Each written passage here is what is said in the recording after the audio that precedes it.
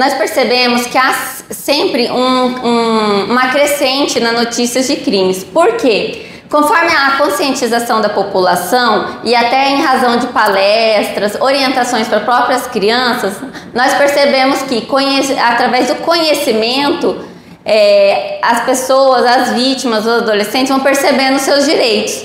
E daí isso gera um maior número de denúncias. Por isso que há uma crescente nas denúncias e registros de ocorrências.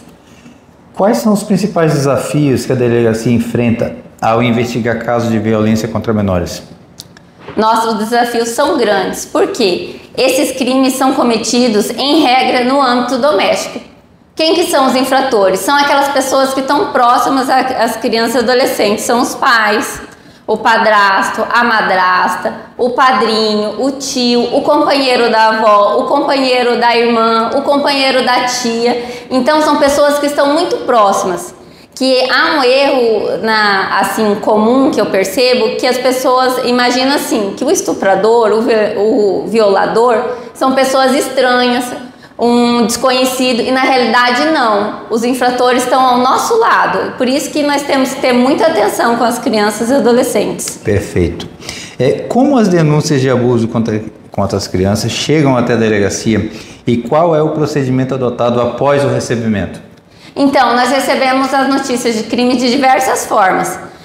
Às vezes o Conselho Tutelar, ao tomar conhecimento, nos oficia, mas o principal caminho é através do registro de ocorrência. As pessoas procuram a DPCA, que fica aqui na Unisp da Zona Leste, e a Central de Registro de Ocorrências. É realizado o registro de ocorrência e nós fazemos todas as investigações em torno disso, né? A gente procede à escuta especializada da criança e adolescente. Quando necessário, se a criança sofreu crimes que deixam vestígios, né? Que é violência física ou sexual, nós encaminhamos para realizar exame de corpo de delito e damos início às investigações.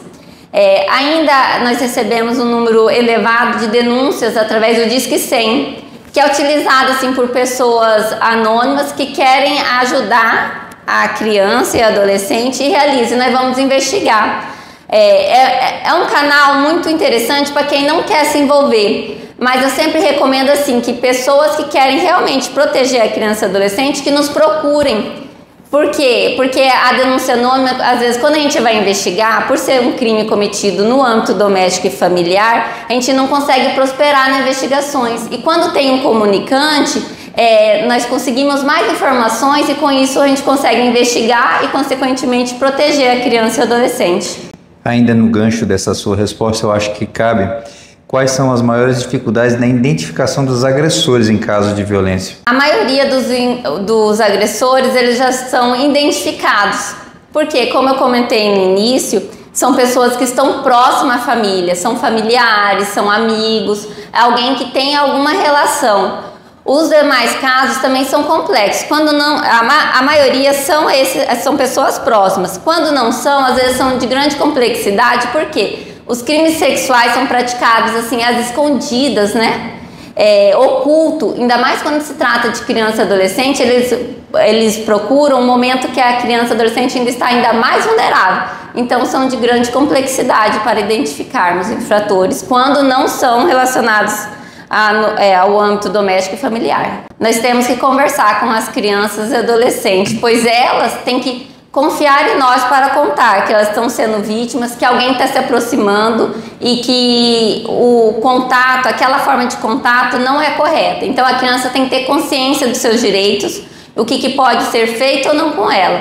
A gente tem que conversar de maneira adequada, né? Não precisa falar tecnicamente de forma assim que choque a criança, mas ela tem que ter consciência que ela não pode ser tocada, que ela não pode ser constrangida, que ela não pode ser obrigada a abraçar ou dar beijos em pessoas. Quais são os principais desafios enfrentados no acompanhamento psicológico e social das vítimas após a violência? Em relação à parte de acompanhamento posterior, nós encaminhamos para o Conselho Tutelar e eles que verificam se vai encaminhar a criança para um atendimento psicológico ou não.